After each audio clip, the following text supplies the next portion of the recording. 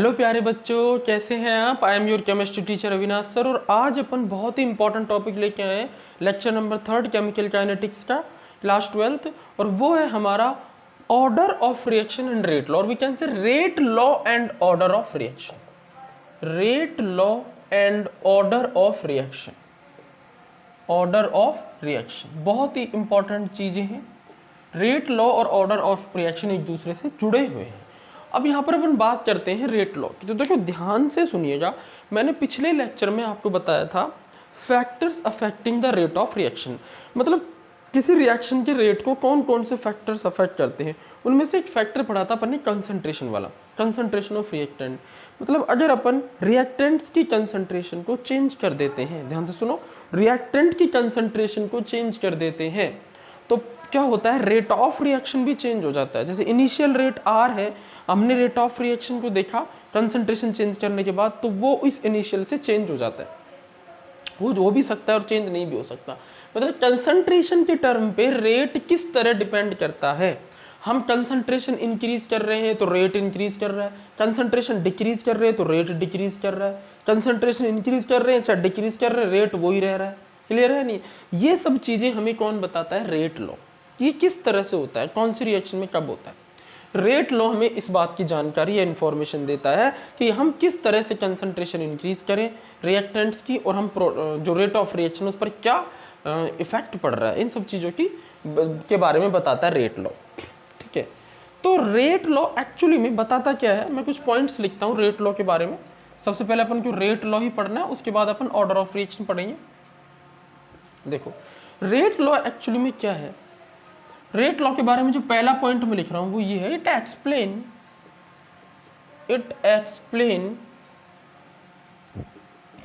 The rate of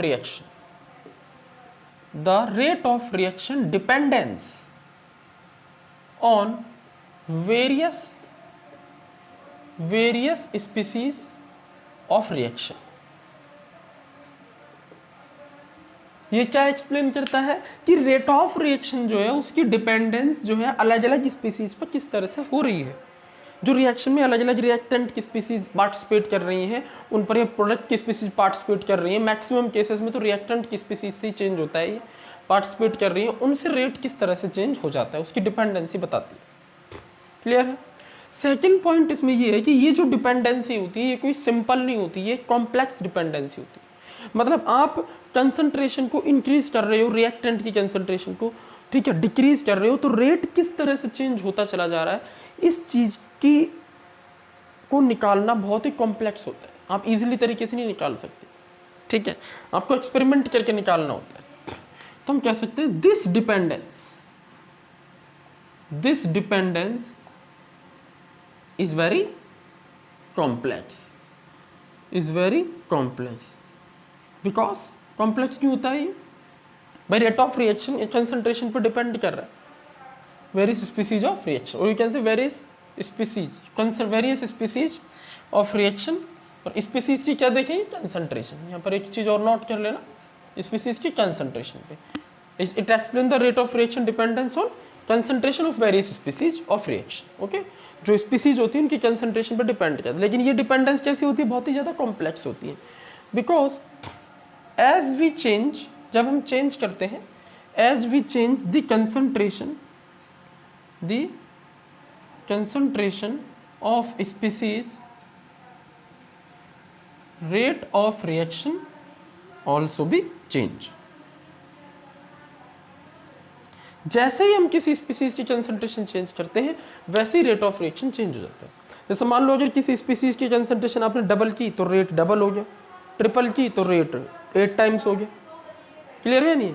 आपने किसी reactant की स्पीसीज को कंसंट्रेशन को आपने मान लो 9 टाइम्स कर दिया तो आपको पता लगा रेट 3 टाइम्स ज़्यादा हो गया, या 3 टाइम्स कम भी हो सकता है।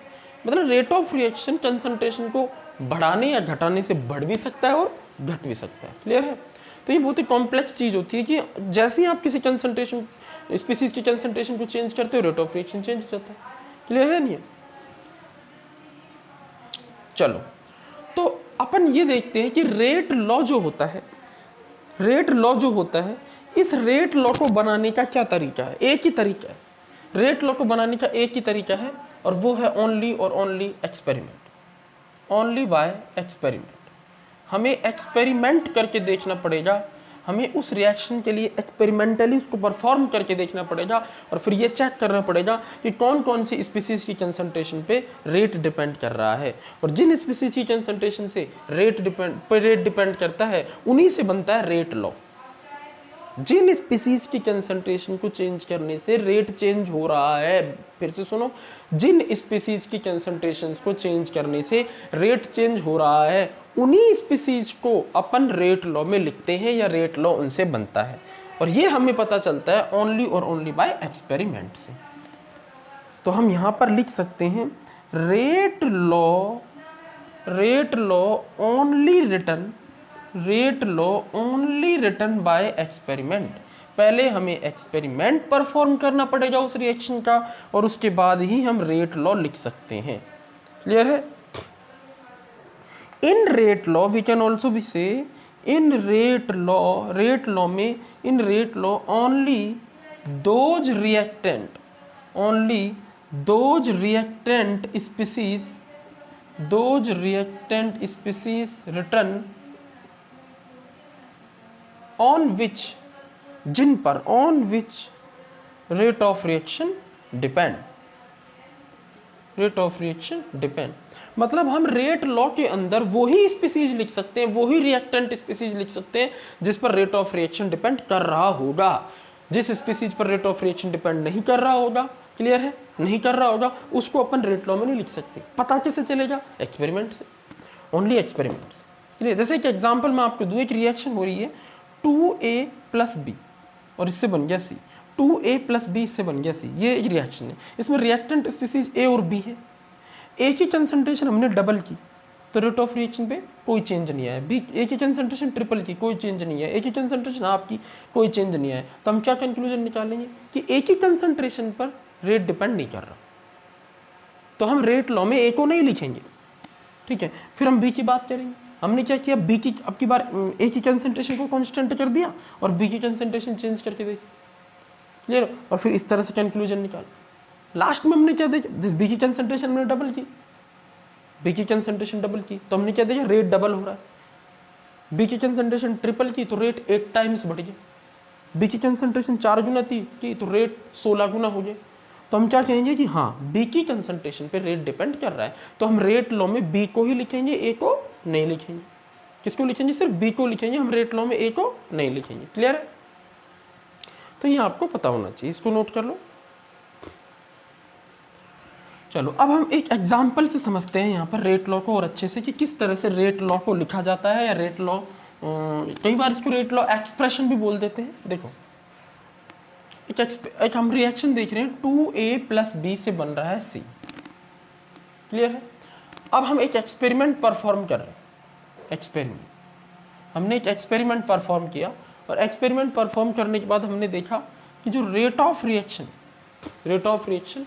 वो डिपेंड कर रहा है A और B पर। किस तरह से? देखो क्या किया हमने, B की कंसंट्रेशन कर दी कांस्टेंट, B की कंसंट्रेशन कांस्टेंट कर दी, मतलब इसकी कंसंट्रेशन पे कोई चेंज नहीं हो रहा, तो रेट ऑफ रिएक्शन इस पर डिपेंड होना बंद हो जाएगा।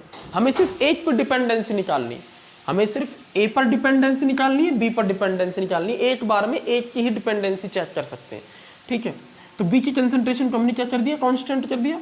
ठीक है, और A की कंसंट्रेशन को हमने वेरिएबल में लिया है।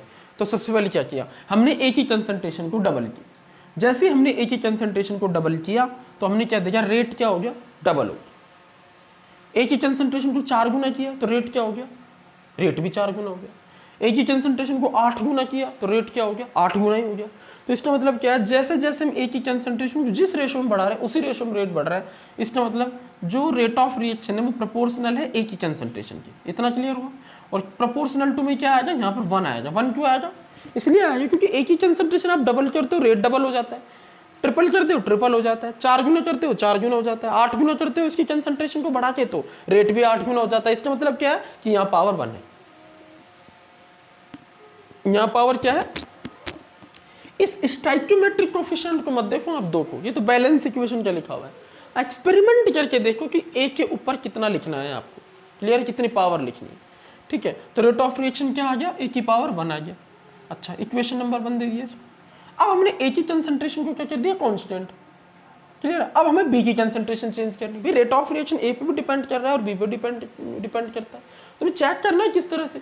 तो बी को कांस्टेंट कर दिया, ए पर डिपेंडेंसी चेक कर ली, अब ए को कांस्टेंट किया, बी पर डिपेंडेंसी चेक करनी है, ठीक है। तो हमने क्या देखा कि रेट ऑफ रिएक्शन जो होता है वो बी पर डिपेंड नहीं कर रहा, ये हमें पता कैसे चला। देखो हमने क्या किया, बी की कंसंट्रेशन को डबल किया, रेट पे कोई इफेक्ट नहीं है। बी की कंसंट्रेशन को 4 गुना किया, रेट पे कोई इफेक्ट नहीं है। बी की कंसंट्रेशन को आधा किया, रेट पे कोई इफेक्ट, मतलब बी की कंसंट्रेशन को हम चेंज कर रहे हैं लेकिन रेट चेंज नहीं हो रहा।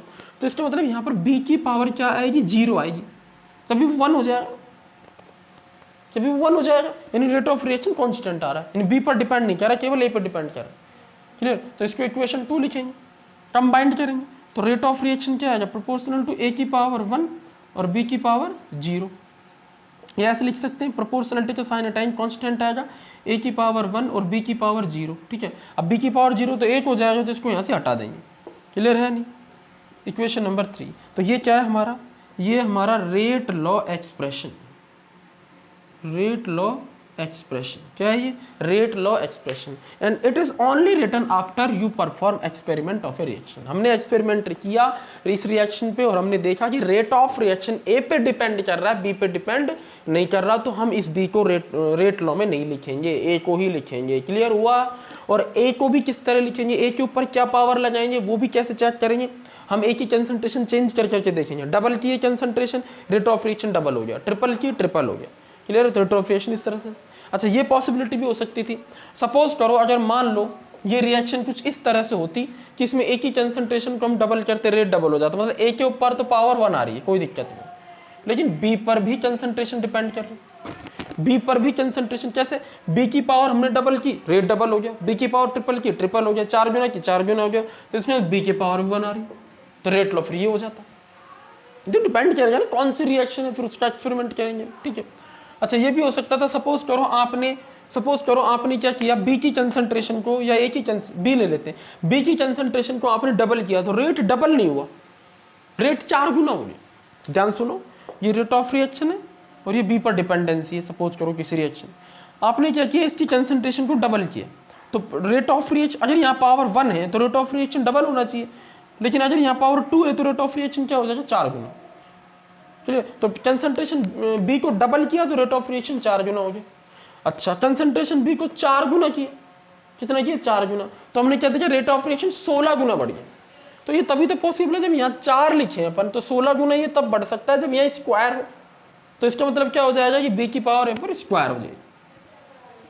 अच्छा, ये भी हो सकता है, सपोज करो हमने बी की कंसंट्रेशन को हमने कर दिया डबल, क्या कर दिया डबल, लेकिन रेट आधा हो, रेट क्या हो गया, आधा, तो आधा कब होगा, जब यहाँ पर 1/2 होगा, 1/2 से कैंसिल हो जाएगा, हाफ हो जाएगा। तो इस तरह से हम देख सकते हैं कि रेट ऑफ रिएक्शन जो होता है वो ए और बी पर किस तरह डिपेंड कर रहा है, इस चीज को हम रेट लॉ में दिखाते हैं, इसे अपन रेट लॉ एक्सप्रेशन भी बोलते हैं, क्लियर है, नोट कर लो। चलो, अब मैं आपको एक जनरल रेट लॉ एक्सप्रेशन लिखना सिखाता हूँ, ठीक है। और ये पावर्स क्या होती है इसके बारे में बताओ, के क्या है ये सुन लो, के यहाँ पर है रेट कांस्टेंट, इसकी कहानी अभी और पढ़ेंगे पूरी अच्छे से, रेट कांस्टेंट क्या होता है, इसकी यूनिट क्या होती है, इसका एक्सप्रेशन भी होता है, वो भी अपन चेक करेंगे, ठीक है। चलो, तो सुनो ध्यान से, अब अपन एक जनरल रेट लॉ एक्सप्रेशन लिख रहे हैं। Now I will try to write a general rate law expression. हम यहाँ पर लिखेंगे general rate law expression, general rate law expression, ठीक है। कैसे लिखेंगे, देखो बहुत ही सिंपल है। देखो एक रिएक्शन है हमारे पास, 2a + b से बन गया c। इस रिएक्शन के लिए हमने एक्सपेरिमेंट परफॉर्म किया, ठीक है, और हमने क्या देखा, रेट ऑफ रिएक्शन ये है। देखो इस रिएक्शन का रेट ऑफ रिएक्शन जो आ रहा है वो आ रहा है k a की पावर x b की पावर y, क्योंकि हमें x और y की वैल्यू तो पता नहीं है ना, ये तो अलग अलग रिएक्शन में अलग अलग होगी। यहाँ a के ऊपर पावर क्या है, a चाहे 2 है, -1 है, 0 है, क्या है कुछ नहीं पता। यहाँ b के ऊपर क्या है नहीं पता, तो हमने x और y मान लिया, जनरल है तो जनरल में x और y अपन मान सकते हैं, ठीक है। x और y की वैल्यू माइनस हो सकती है, 0 हो सकती है, नेगेटिव में हो सकती है, पॉजिटिव में हो सकती है, 0 हो सकती है, कुछ भी हो सकती है, ये आप ध्यान रखना। सपोज करो reaction rate of reaction a की पर डिपेंड ही नहीं कर रहा हो तो यहाँ 0 हो जाएगा, यानी हट जाएगा यहाँ से। डिपेंड कर रहा है तो कैसे कर रहा है, इसकी कंसंट्रेशन डबल कर रहे हैं तो रेट डबल हो रहा है या 4 टाइम्स हो रहा है या 8 टाइम्स हो रहा है, वो वाली बात है। ठीक है, डबल कर रहे हैं तो कंसंट्रेशन घट रही है बढ़ रही है, तो उन सब चीज़ों से यहाँ पर एक्स और वाई की वैल्यू 0 भी हो सकती है, माइनस भी हो सकती है, प्लस भी हो सकती है। ठीक है, ये आपको पता होना चाहिए। चलो अच्छा, तो अब अपन देखो x और y, ये जो x और y है, ठीक है, इनको अगर अपन जोड़ देते हैं, बहुत बड़ी बात बताने वाला हूँ, x और y को अगर जोड़ देते हैं तो इसको अपन बोलते हैं n, और n को बोला जाता है ऑर्डर ऑफ रिएक्शन। क्या बोला जाता है? Order of reaction. इसके बारे में मैं कुछ पॉइंट्स आपको बताऊंगा बाद में, ऑर्डर ऑफ रिएक्शन की डेफिनेशन भी लिखेंगे अपन क्या होता है। x और y का जो सम होता है उसे अपन बोलते हैं ऑर्डर ऑफ रिएक्शन, और ये क्या है हमारा रेट लॉ, रेट लॉ। और ये कहाँ से लिखा हमने? बाय एक्सपेरिमेंट, हमने एक्सपेरिमेंट करके देखा रिएक्शन का और हमने ये रेट लॉ लिख दिया। ठीक है, तो ऑर्डर ऑफ रिएक्शन को अपन डिफाइन कर सकते हैं। ऑर्डर ऑफ रिएक्शन को हम किस तरह डिफाइन कर सकते हैं कि ऑर्डर ऑफ रिएक्शन जो होता है, it is the sum of, it is the sum of powers, it is the sum of powers x and y of all the reactants which present in rate law. भाई rate law में बैठे हुए, rate law में जितने भी reactants लिखे हुए हैं ए और बी, उनकी पावर का सम जो होता है वो ऑर्डर ऑफ रिएक्शन, ना कि रिएक्शन में जो स्टाइकियोमेट्रिक कोफिशिएंट है उनकी पावर का सम नहीं होता। एक साइंटिस्ट थे गुलबर्ग एंड वेजे, जिन्होंने लॉ ऑफ मास एक्शन दिया था। ध्यान से सुना, लॉ ऑफ मास एक्शन। उन्होंने ये बताया था कि रेट लॉ को लिखने का क्या तरीका होता है, जो रिएक्शन में स्टाइकियोमेट्रिक कोफिशिएंट दिए हुए हैं रिएक्टेंट के, उनको सीधा यहां लिख दो। चलो सब लिख के देखा गया, तो पाया गया कुछ ही ऐसी रिएक्शंस हैं जिनके लिए सही होता है, बाकी मैक्सिमम रिएक्शंस ऐसी होती हैं जिनके लिए ये बात बिल्कुल सही नहीं है कि सब स्टाइकियोमेट्रिक कोफिशिएंट को देखो और रेट लॉ में लिख दो। ये बात हर बार सही नहीं होती, कुछ कुछ रिएक्शंस में सही होती है। क्लियर है? नहीं, वो बात अपन आगे बताएंगे।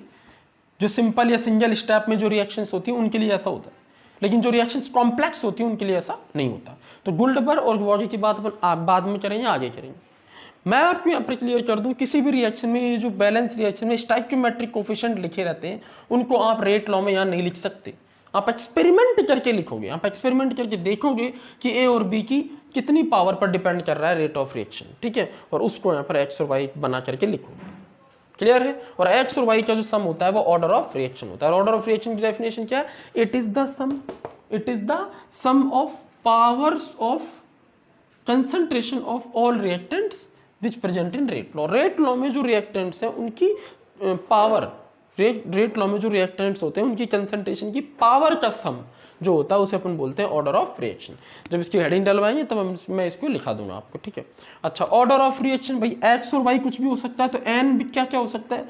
ऑर्डर ऑफ रिएक्शन 0 भी हो सकता है, 1 भी हो सकता है, 2 भी हो सकता है, -1 भी हो सकता है, -2 भी हो सकता है, हाफ भी हो सकता है, 3/2 भी हो सकता है। मतलब ये 0 भी हो सकता है, इंटीजर भी हो सकता है, फ्रैक्शनल भी होता है, नेगेटिव भी होता है, कोई से भी वैल्यू पॉसिबल होती है ऑर्डर ऑफ रिएक्शन की।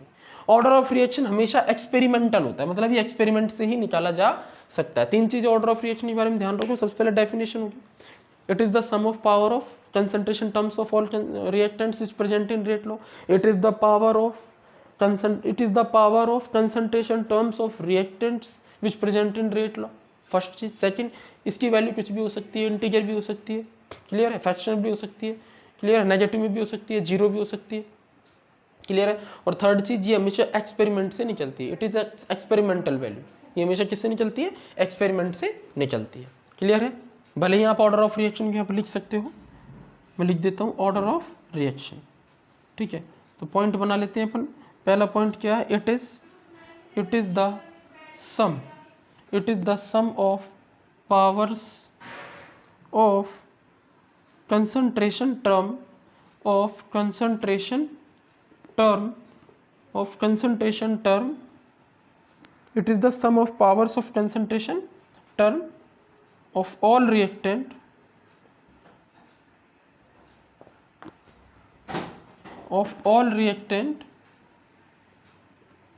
which present in rate law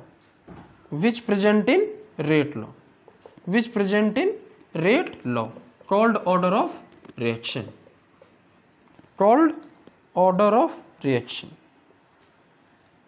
okay। ये हो गया, ये कुछ भी हो सकती है। सेकंड पॉइंट जो है इसमें क्या है, देखो इधर लिख लेते हैं।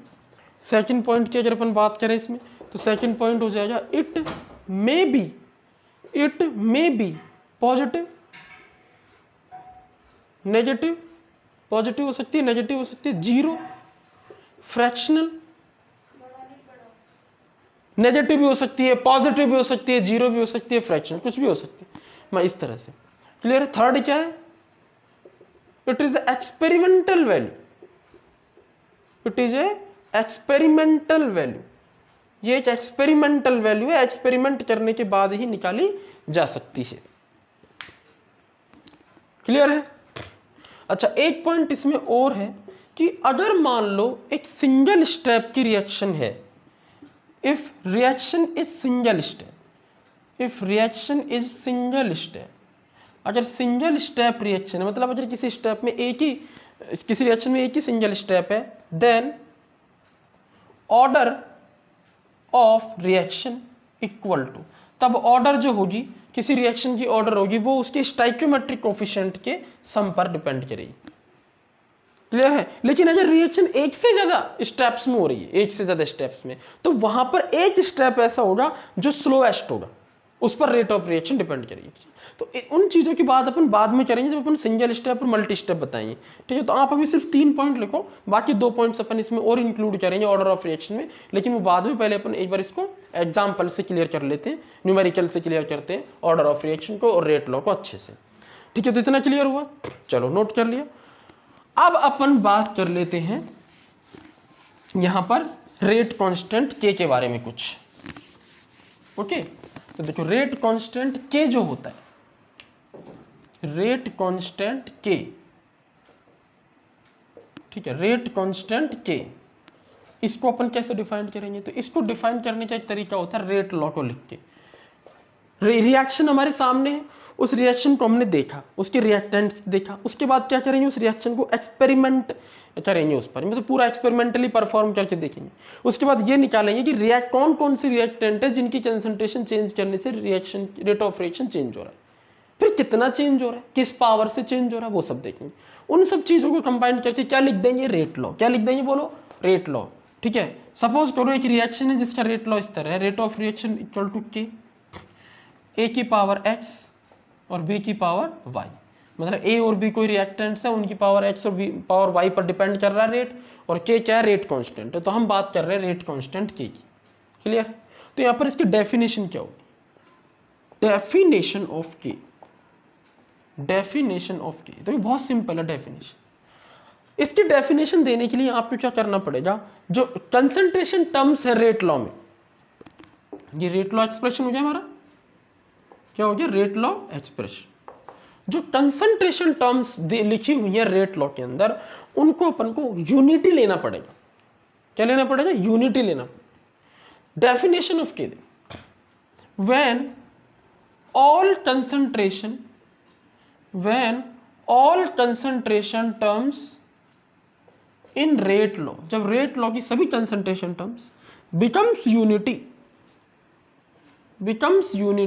when all concentration terms in rate law becomes unity, then rate of reaction called rate constant, rate constant।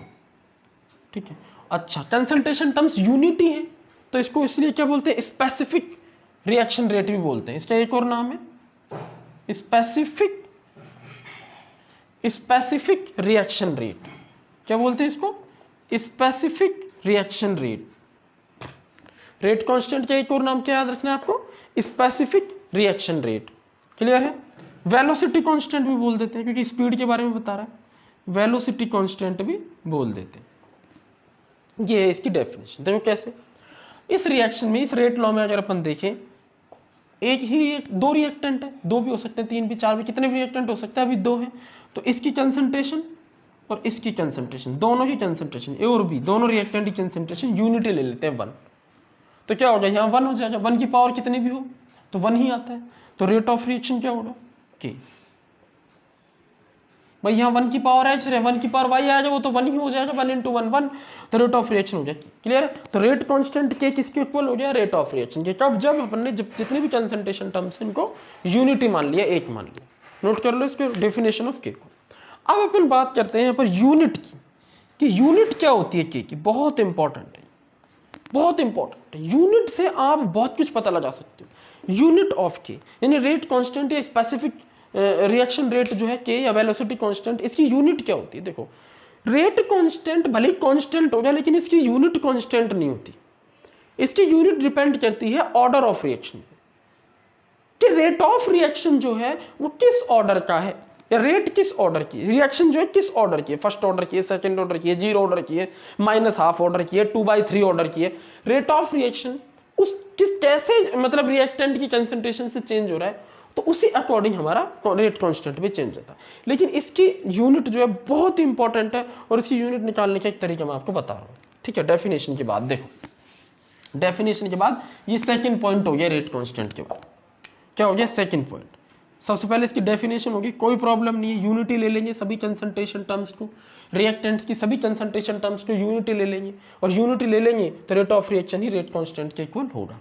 Second है इसकी यूनिट, यूनिट ऑफ के, ये वेरिएबल होती, variable, and it's depends upon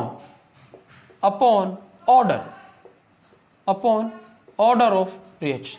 मतलब ऑर्डर क्या है समझ गए? n, और ये क्या होगा? nx + y के इक्वल। समझ गए ना? अरे जितने भी पावर होती हैं कंसंट्रेशन टर्म्स की पावर, रिएक्टेंट की कंसंट्रेशन टर्म ये है a और b। भाई a और b रिएक्टेंट हो गए, इनकी कंसंट्रेशन टर्म होगी a ब्रैकेट और b ब्रैकेट, इनकी पावर होगी x और y। रेट लॉ में लिखे हुए जो रिएक्टेंट्स हैं उनकी कंसंट्रेशन टर्म्स की पावर का जो सम ले लेते हैं तो उसे ऑर्डर बोलते हैं। क्या बोलते हैं उसको? ऑर्डर ऑफ, किस ऑर्डर की रिएक्शन। ठीक है, variable and it's depends upon order of reaction, order of reaction को डिपेंड करता है। ठीक है, तो इसकी मतलब एक कॉमन यूनिट अपन बना देते हैं, फिर n की वैल्यू चेंज कर देंगे, ऑर्डर ऑफ रिएक्शन चेंज कर देंगे, रेट कांस्टेंट यूनिट भी चेंज हो जाएगी। देखो कैसे, यहां से हम क्या लिख सकते हैं? रेट लॉ से, फ्रॉम रेट लॉ, इधर लिख देता हूं। देखो from rate law, rate law से बताओ क्या लिख सकते हैं अपन? रेट लॉ से हम लिख सकते हैं यहां पर k = rate of reaction upon a की पावर x b की पावर y। कोई प्रॉब्लम नहीं, ये लिख सकते हैं। चलो अब एक काम करते हैं, रेट ऑफ रिएक्शन की यूनिट बताओ। मैंने बताई थी आपको भाई, रेट ऑफ रिएक्शन क्या होता है? रेट ऑफ रिएक्शन कंसंट्रेशन में कितना चेंज हो रहा है अपॉन टाइम टेकन, कंसंट्रेशन मोल पर लीटर। ठीक है, तो रेट ऑफ रिएक्शन की यूनिट क्या होती है? मोल पर लीटर सेकंड इनवर्स, ये होती है मोल पर लीटर सेकंड इनवर्स। ये किसकी यूनिट हो गई? रेट कांस्टेंट की, रेट ऑफ रिएक्शन की।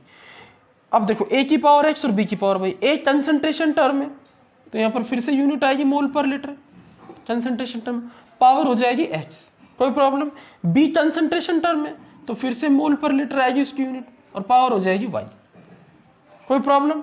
अच्छा अब देखो यहाँ पर मोल पर लीटर, और यहाँ पर मोल, यहाँ 1 ले लेते हैं, रेट ऑफ रिएक्शन 1 ही तो लेंगे। ठीक है, तो यहाँ पर क्या हो जाएगा? तो k = मोल पर लीटर, ये पावर 1 है, ये मोल पर लीटर बेस सेम हो गया तो पावर ऐड हो जाएंगी। तो हम क्या लिख सकते हैं? मोल पर लीटर की पावर 1 सेकंड इनवर्स, ऐसे लिख लेंगे, अपॉन यहाँ लिखेंगे मोल पर लीटर की पावर x + y। देखो कोई प्रॉब्लम? ठीक है। अच्छा अब अपन देखो आगे क्या लिख सकते हैं? k = मोल पर लीटर की पावर 1 है अपॉन मोल पर लीटर की पावर x + y है, और x + y क्या होता है? बोलो n, बोलो होता है कि नहीं? तो हम क्या लिख सकते हैं? मोल पर लीटर की power 1 second inverse upon mole per litre की पावर n, ये लिख सकते हैं। n क्या ऑर्डर ऑफ रिएक्शन, तो k क्या आ जाएगा? बोलो मोल पर लीटर, फिर से बेस सेम होगी लेकिन अब की बार पावर सब्सट्रैक्ट हो जाएंगे क्योंकि डिवाइड में। ठीक है, तो मोल पर लीटर की पावर क्या हो जाएगी? 1 - n सेकंड इनवर्स। ये है आपका रेट कांस्टेंट निकालने का जनरल फॉर्मूला।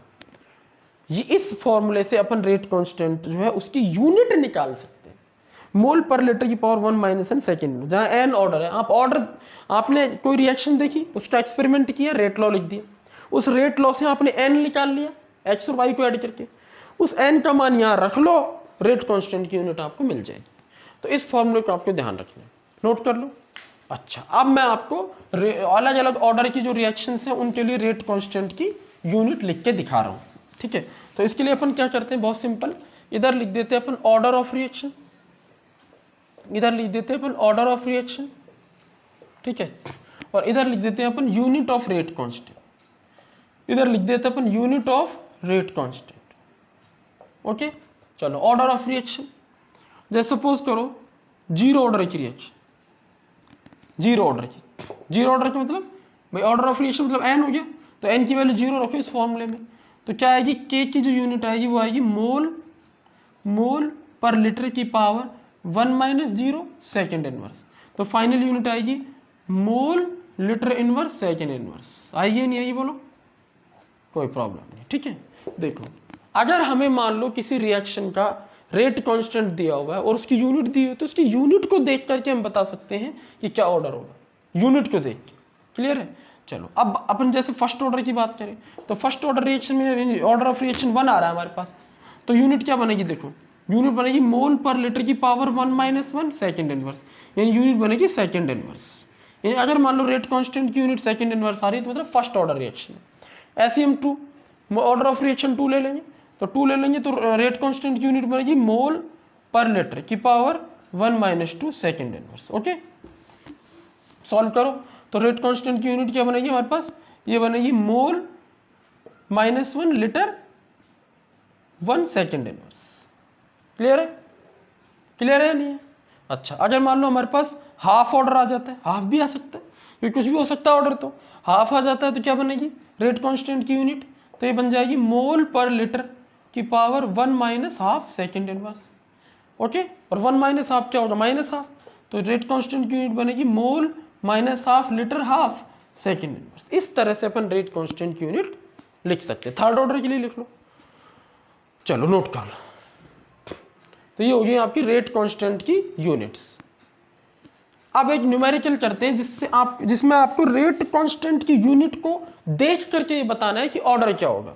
रेट कांस्टेंट की यूनिट दी हुई है आपको ये बताना है कि ऑर्डर क्या होगा। ओके, चलो तो देखो क्वेश्चन क्या है वो देखो। क्वेश्चन यहां पर ये है,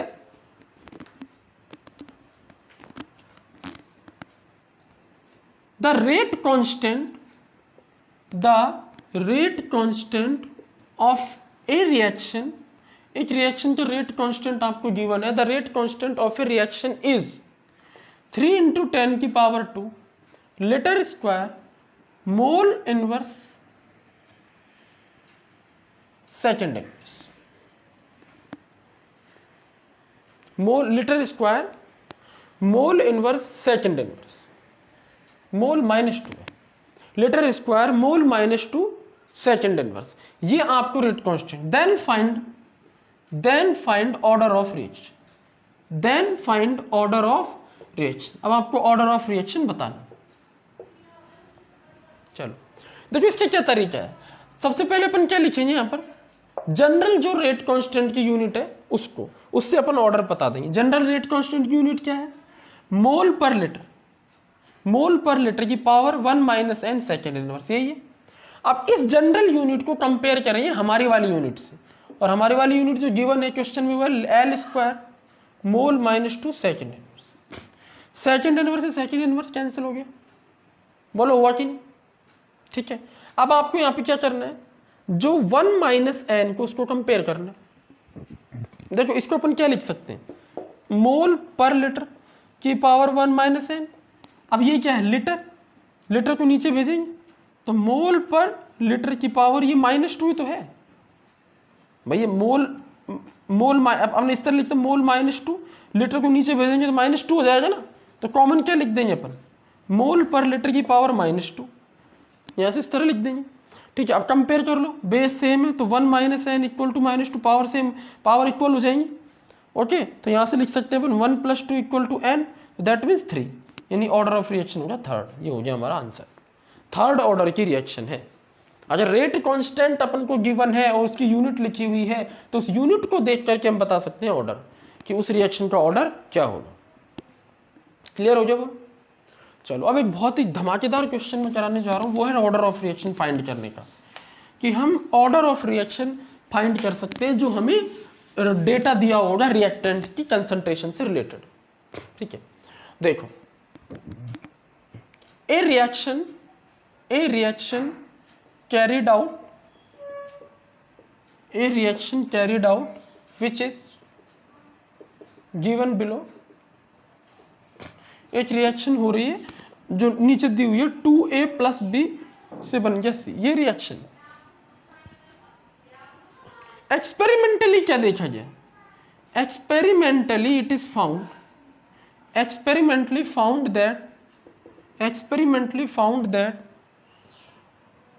when we doubled the concentration of A, doubled alone का मतलब क्या होता है, A की कंसंट्रेशन को डबल किया जाए बट B को कांस्टेंट रखिए। अलोन का मतलब है B कांस्टेंट है और A की कंसंट्रेशन डबल कीजिए, doubled alone, then rate of reaction also भी डबल। A की कंसंट्रेशन को डबल किया जाए, रेट ऑफ रिएक्शन भी डबल हो गया। ठीक है, और जब B की कंसंट्रेशन को डबल किया जाए, जब B की कंसंट्रेशन को डबल्ड किया जाए alone, then rate of reaction ये हमारा 8 टाइम्स हो गया। डबल का मतलब 2 टाइम्स हुआ था भाई, हमने एक्सपेरिमेंट किया A के लिए, बी की कंसंट्रेशन को कांस्टेंट करके A के लिए एक्सपेरिमेंट किया तो रेट डबल हो रहा है, 2 टाइम्स हो रहा है। ठीक है, और B की कंसंट्रेशन, A की कंसंट्रेशन को कांस्टेंट करके B की कंसंट्रेशन को डबल किया तो रेट ऑफ रिएक्शन 8 टाइम्स हो रहा है। ठीक है, क्लियर है। अच्छा, तो अब अपन ये देखते हैं कि इनिशियल रेट क्या है। इनिशियल रेट मतलब जब A और B की कंसंट्रेशन को डबल ट्रिपल नहीं किया जाओ, तो अपन क्या करते हैं, इसको ऐसे सॉल्व करेंगे। देखो सॉल्यूशन बहुत सिंपल है। अच्छा, निकालना क्या है मैं आपको बता देता हूं, निकालना क्या है। फाइंड क्या करना है, फाइंड हमें करनी है ऑर्डर फाइंड करनी है हमें। चलो तो देखो, ऑर्डर अगर इसका फाइंड करें तो बहुत ही सिंपल है इसका ऑर्डर फाइंड करना। ए के रेस्पेक्ट में डबल, अगर ए की कंसंट्रेशन डबल करते हैं तो रेट ऑफ रिएक्शन डबल हो रहा है। तो देखो अपन क्या करते हैं, सबसे पहले तो इनिशियली लिखते हैं रेट लॉ से। तो इनिशियल रेट इसका मान लेते हैं स्मॉल r है। ठीक है, वो रेट ऑफ रिएक्शन है, इनिशियल रेट ऑफ रिएक्शन। ठीक है, और रेट लॉ के अकॉर्डिंग हम क्या मान के चल रहे हैं कि a की पावर x और b की पावर y है। इसको अपन को नहीं पता x और y की वैल्यूज क्या है। अगर ये हमें पता लग जाएगी तो हमें ऑर्डर फाइंड करने में हेल्प मिलेगी। ठीक है, ऑर्डर एंड रेट लॉ, इसका जो रेट लॉ बनते हैं तो जनरल रेट लॉ है, जनरल रेट लॉ नहीं, इसका एक्चुअल रेट लॉ क्या है वो लिखना है और ऑर्डर लिखना है। ठीक है, तो x और y की वैल्यू यहाँ मिलना बहुत ही जरूरी है। इसको इक्वेशन नंबर 1 दे देते हैं अपन। ओके, अब क्या करते हैं, फॉर ए के लिए लिखते हैं, ए के रेस्पेक्ट में लिखते हैं। ए के रेस्पेक्ट में क्या हो रहा है, कंसंट्रेशन डबल हो रही है तो रेट ऑफ रिएक्शन क्या हो रहा है, डबल हो रहा है। तो ए के रेस्पेक्ट में लिखेंगे। ठीक है, तो कंसंट्रेशन डबल करेंगे ए की, रेट ऑफ रिएक्शन हो रहा है डबल, तो क्या लिखेंगे, रेट ऑफ रिएक्शन को 2r, इनिशियल रेट है उससे डबल हो गया, 2r हो गया, इक्वल टू क्या आएगा। ठीक है, यहाँ क्या आएगा, ए की कंसंट्रेशन क्या कर दी हमने, यहाँ से डबल कर दी, 2a की पावर x, और b की कंसंट्रेशन वही है कांस्टेंट, b की कंसंट्रेशन कांस्टेंट रखी, a की डबल कर दी, इक्वेशन नंबर 2 हो जाएगी। क्लियर है। उसके बाद क्या करेंगे, फॉर b के लिए लिखेंगे। b के लिए क्या है, देखो डबल करेंगे कंसंट्रेशन b की तो रेट ऑफ रिएक्शन 8 टाइम्स, यानी कि इसके कंपैरिजन में 8 टाइम्स ज़्यादा आएगा, 8 टाइम्स हो जाएगा, 8r हो जाएगा, इक्वल टू k, और a की कंसंट्रेशन इस बार कांस्टेंट रखनी है और b की कंसंट्रेशन को डबल करना है। ठीक है, और इक्वेशन नंबर 3, ये तीनों इक्वेशंस बन गई। अब क्या करना है, इक्वेशन ध्यान से सुनो, अब क्या करना है अपन को, इक्वेशन 2 में इक्वेशन 1 को डिवाइड करो, यानी 2/1 करो। ठीक है, 2/1 करेंगे तो क्या आएगा हमारा, 2r/r, 2 रह जाएगा, 2r/r, r से r कैंसिल, 2 रह जाएगा, k से k कैंसिल हो जाएगा। ठीक है, और ये हो जाएगा हमारा 2 a की पावर h से a की पावर x कैंसिल, तो ये हो जाएगा 2 की पावर x। ठीक है, और ये बचेगा हमारा 1, दैट मीन्स ये आएगा 2 की पावर x। क्या आएगा, 2 की पावर x, यहाँ 2 की पावर 1 है। क्लियर है, कंपेयर करो तो x की वैल्यू क्या आएगी, 1, यानी कि a के रेस्पेक्ट में फर्स्ट ऑर्डर की रिएक्शन है, a के रेस्पेक्ट में ऑर्डर क्या आ गया, 1। अब b के रेस्पेक्ट में निकालो। ठीक है, b के रेस्पेक्ट में कैसे निकालेंगे, देखो इसके लिए इक्वेशन 3 यूज करेंगे, 3 को डिवाइड कर दो 1 से, तो इस बार क्या करना है, 3 को डिवाइड कर दो 1 से, तो 3 को डिवाइड 1 से करेंगे तो क्या आ जाए, 8 बचेगा ऊपर, 8 आर से आर कैंसिल हो जाएगा, इक्वल टू के से के कैंसिल हो जाएगा, ठीक है, ए की पावर एक्स की पावर एक्स से ए की पावर एक्स कैंसिल हो जाएगा, और यहाँ बी की पावर वाई से बी की पावर वाई कैंसिल हो जाएगा, ठीक है, और यहाँ हमारे पास क्या आ जाएगा 2 की पावर वाई, क्लियर है, 2 की पावर वाई आ जाएगा, क्लियर है या नहीं हमारा। अच्छा, इसको अपन 8 को क्या लिख सकते हैं, 2 की पावर 3 लिख सकते हैं, 2 की पावर वाई, कंपेयर करो तो वाई की वैल्यू क्या आएगी यहाँ पर 1, वाई की वैल्यू क्या आएगी 1, यानी बी के रेस्पेक्ट में सॉरी वाई की वैल्यू आएगी 3, यानी बी के रेस्पेक्ट में क्या है थर्ड ऑर्डर। भाई सीधी सी बात ये है यहाँ पर कि जब हम बी की कंसंट्रेशन को डबल कर रहे हैं तो रेट 8 टाइम्स आ रहा है, बी की कंसंट्रेशन को डबल कर रहे हैं तो रेट कितना आ रहा है 8 टाइम्स, क्लियर है। तो इसीलिए बी के रेस्पेक्ट में थर्ड ऑर्डर होगा, बी के रेस्पेक्ट में क्या होगा थर्ड ऑर्डर होगा, ठीक है। तो अब यहां पर देखने वाली बात है ओवरऑल ऑर्डर क्या है, ओवरऑल ऑर्डर ऑफ रिएक्शन, तो ओवरऑल ऑर्डर है x plus y, that means कितना है 4, यानी फोर्थ ऑर्डर की, किस ऑर्डर की रिएक्शन है फोर्थ ऑर्डर की रिएक्शन। तो इस तरह से हमने एक्सपेरिमेंट करके देखा और हमने ये पाया कि बी ए के रेस्पेक्ट में फर्स्ट ऑर्डर की है, बी के रेस्पेक्ट में थर्ड ऑर्डर की, तो ओवरऑल क्या है फोर्थ ऑर्डर की, कौन से ऑर्डर की फोर्थ ऑर्डर की। और अगर फोर्थ ऑर्डर की रिएक्शन है तो हम जो रेट लॉ लिखेंगे, ऑर्डर तो पता लग गया, रेट लॉ क्या लिखेंगे, तो रेट लॉ हमारा ये होगा, रेट लॉ हमारा होगा rate of reaction equal to K A की पावर 1 और बी की पावर 3, क्लियर हो गया, ये हमारा हो जाएगा रेट लॉ, ये आंसर हो जाएगा, और ऑर्डर ऑफ रिएक्शन का 4 हो जाएगा आंसर। इस तरह से अपन कैलकुलेट कर सकते हैं इजीली। चलो, तो इस तरह से आप बता सकते हो कि किस तरह से रेट चेंज हो रहा है, रेट ऑफ रिएक्शन चेंज हो रहा है कंसंट्रेशन डबल या ट्रिपल करने से। फिर उन डेटास की हेल्प से हम क्या कर सकते हैं, ऑर्डर ऑफ रिएक्शन जैसे मैंने बताया वैसे निकाल सकते हैं, ठीक है। ऑर्डर ऑफ रिएक्शन, अच्छा इसका इस रिएक्शन के लिए आप रेट कांस्टेंट भी निकाल सकते थे। रेट कांस्टेंट क्या होगा यहाँ पर के फोर्थ ऑर्डर के लिए, जनरल क्या है मोल पर लीटर की power 1 minus n second inverse, n की वैल्यू 4 रखो तो यह मोल -3 लीटर 3 सेकेंड इनवर्स, ये आएगा फोर्थ ऑर्डर के लिए आ जाएगा, ये आंसर हो जाएगा इसका। इसको K4 भी लिख सकते हैं, फोर्थ ऑर्डर का रेट कांस्टेंट, नोट कर लो इसको।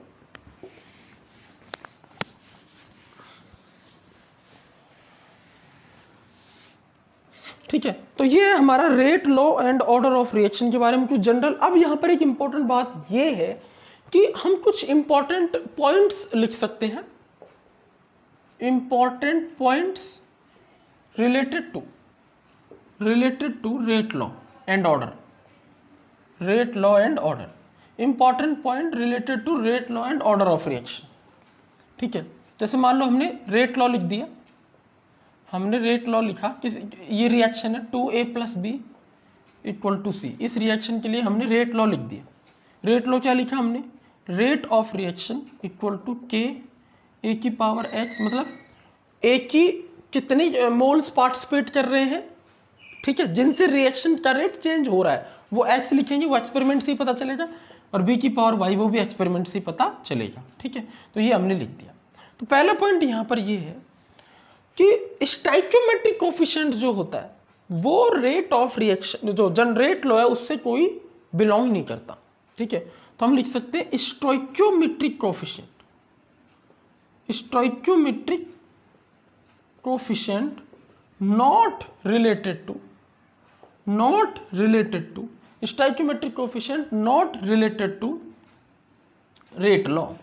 ये रेट लॉ से रिलेटेड नहीं है, इससे कोई संबंध नहीं रखता। मतलब स्टाइक्योमेट्रिक कोफिशिएंट जो होता है उससे उसको देख के अपन रेट लॉ नहीं लिख सकते सभी रिएक्शंस का। कुछ रिएक्शंस हैं जिनका रेट लॉ स्टाइक्योमेट्रिक कोफिशिएंट को देख के लिख सकते हैं, उन्हें अपन सिंपल या वन स्टेप रिएक्शंस या एलिमेंट्री रिएक्शंस कहते हैं। उसकी जस्ट बात अपन इस पॉइंट की बात करेंगे, ठीक है। लेकिन मैक्सिमम रिएक्शंस ऐसी है जिनका रेट लॉ स्टाइक्योमेट्रिक कोफिशिएंट से नहीं लिख सकते, उसके लिए अपन को एक्सपेरिमेंट ही करना पड़ेगा, क्लियर है। अच्छा, सेकेंड बात क्या है, सेकेंड बात यहां पर यह है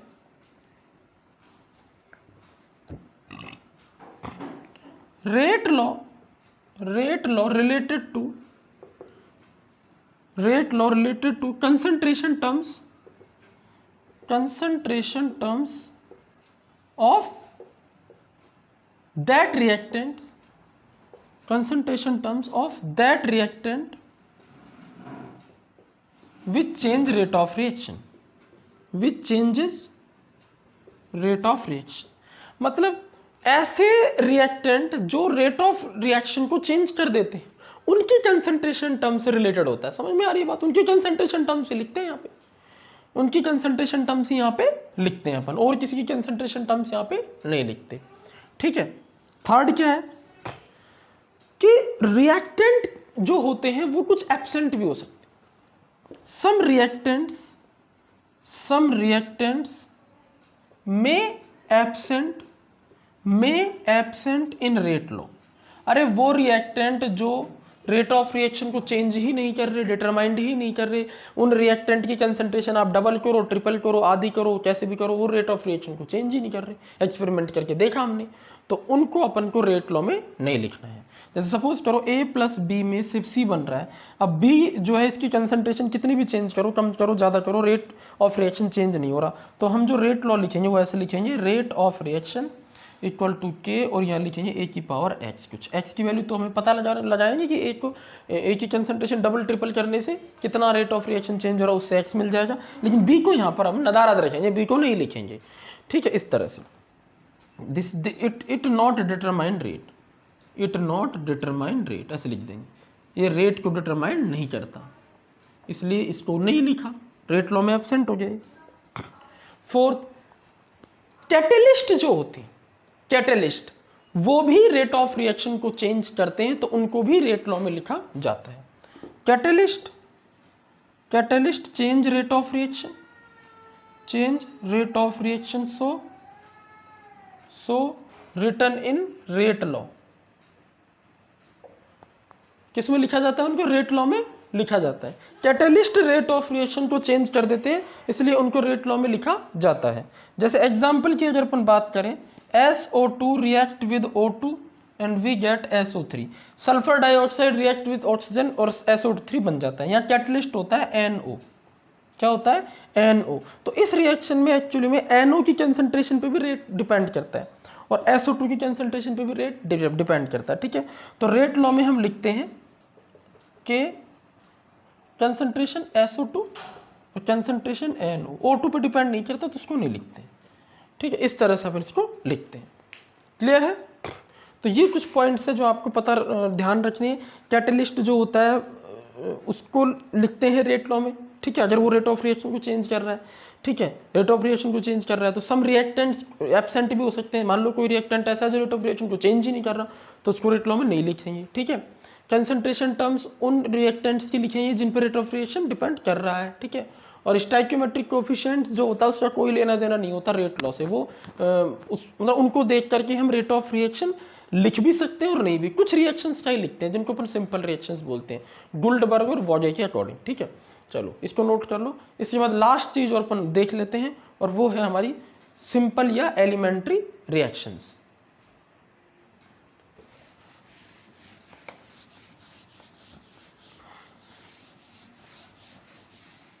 देखो,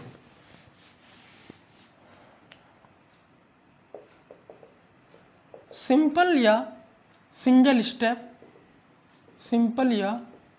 स्टेप या एलिमेंट्री रिएक्शन।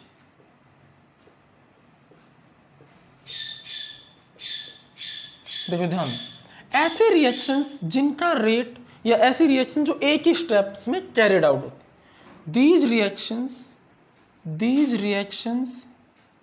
which carried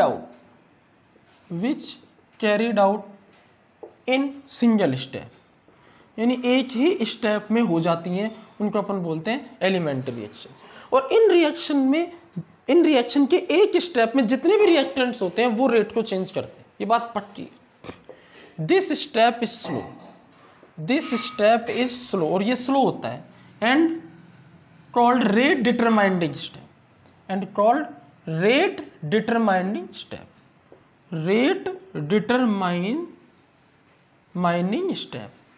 ये रेट डिटरमाइनिंग स्टेप होता है। अरे रिएक्शन अगर एक ही स्टेप में हो रही है तो वो ही रेट डिटरमाइनिंग स्टेप होगा। बात यहां पर कॉम्प्लेक्स रिएक्शन की अगर अपन करें दूसरी तरफ, तो कॉम्प्लेक्स रिएक्शंस मतलब जो मोर देन वन स्टेप में होती है, more than more than one step, जो एक से ज़्यादा स्टेप में होती है, वहाँ एक स्टेप ऐसा होता है जो रेट डिटरमाइनिंग स्टेप होता है, बाकी नहीं होते। तो वहाँ से रेट लिखते हैं, ठीक है, रेट लॉ लिखते हैं। ये एक ही स्टेप है तो उसी स्टेप को देख के रेट लॉ लिखना है। तो उस स्टेप में जो भी कोई स्टाइक्योमेट्री या रिएक्शन की उसको लिख दो, वो रेट लॉ को एक्सप्रेस कर देगी, ठीक है। This step is slow and called rate determining step. This step helpful to return our rate law, हमारे रेट लॉ को लिखने में हेल्पफुल होता है, आवर रेट लॉ। एग्जाम्पल की बात करें, जैसे एक रिएक्शन हुई हमारी, A प्लस बी से बन गया C, ठीक है। ए का ए रिएक्टेंट है, बी रिएक्टेंट है, यहाँ पर A प्लस बी से बन गया हमारा C। तो ए रिएक्टेंट है, बी रिएक्टेंट है, ओके। इन दोनों रिएक्टेंट्स को ये एक ही स्टेप में हो रही है, मतलब single step reaction, elementary reaction, single step reaction. तो पूरा का पूरा स्टेप में जो रिएक्टेंट्स जा रहे हैं, ठीक है, ये रेट को डिटरमाइन कर रहे होंगे दोनों। सिंगल स्टेप है तो स्लो स्टेप है, तो slow step rate determining step होता है, ये हमेशा ध्यान रखो। मैकेनिज्म और बताऊंगे रेट डिटरमाइनिंग स्टेप का क्या मतलब होता है। ऐसा स्टेप जो रेट को डिटरमाइन कर रहा हो, और रेट को जो स्टेप डिटरमाइन कर रहा है उस स्टेप में जितने भी रिएक्टेंट्स होंगे वो रेट को चेंज कर रहे होंगे। तो वो रेट को चेंज कर रहे हैं तो दैट मीन्स उनकी स्टाइक्योमेट्रिक लिख सकते हैं। जैसे मान लो 2A प्लस BC, ये सिंगल स्टेप हो गया, तो यहाँ पर अपन रेट लो स्टाइक्योमेट्रिक को देख के लिखेंगे, और क्या लिखेंगे, rate of reaction equal to K A की पावर 2 और B की power 1, that means third order की रिएक्शन, 2 और 1 3। लेकिन एक रिएक्शन इस तरह से एक से ज़्यादा स्टेप्स में हो रही है, देखो इस तरह से हो रही है। सपोज करो 4A 3A प्लस B से बन गया C, ये एक स्टेप में नहीं हो रही है, एक से ज्यादा स्टेप्स में हो रही है। जैसे सपोज करो पहले स्टेप वन है 2A प्लस B से बन गया C, 2A प्लस B से बन गया P बन गया। अब A के 2 काम आ गए, एक रह गया, ये P वापस A से कर गया रिएक्शन, ये P वापस A से कर गया और बन गया हमारा Q, ये 2B है, ठीक है। अब क्या हुआ, ये जो Q है, ये Q B से रिएक्शन कर गया, फाइनली हमें मिल गया C। कितने स्टेप से, 3। देखो ये तो हमारी ओवरऑल रिएक्शन लिखी हुई है, हमने एक्सपेरिमेंट करके देखा, यहाँ भी ओवरऑल रिएक्शन ये लिखी हुई है, एक्सपेरिमेंट करके देखा तो यही इसका पूरा एक स्टेप है। तो इस स्टेप को ही अपन एज इट इज स्टाइक्योमेट्रिक को लिख देंगे रेट लॉ में। लेकिन यहाँ इसका एक्सपेरिमेंट किया तो हमें क्या मिला कि पहले स्टेप में A के 3 में से 2 और B के 2 में से 1 मोल रिएक्शन करके P बना रहे हैं, फिर ये P बचे हुए A के 1 मोल से रिएक्शन करके Q बना रहा है, A का हिसाब किताब खत्म।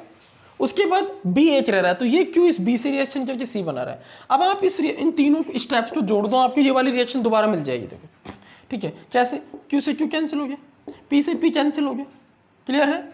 तो हमें क्या मिला, देखो 2A प्लस A कितना हो गया, 3A प्लस B और B कितना हो गया, 2B, और इधर बच गया C, रिएक्शन वही मिल गई। अब इन तीनों में से कौन सा स्टेप रेट डिटरमाइनिंग है, जो स्लो है। तो ये दोनों स्टेप सपोज करो फास्ट है और ये कैसा स्टेप है, स्लो। तो इस स्टेप को देख करके हम क्या लिखेंगे, हमारा रेट लॉ लिखेंगे।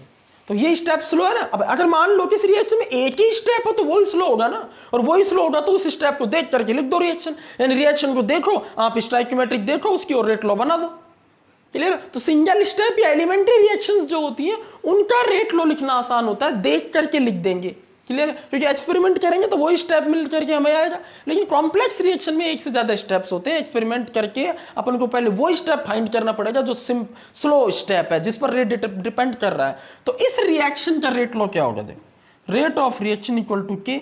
देखो जो हमारा ये स्लो स्टेप है उसको देख के लिखेंगे A की पावर 2 और B की पावर 1, ये थर्ड ऑर्डर की रिएक्शन।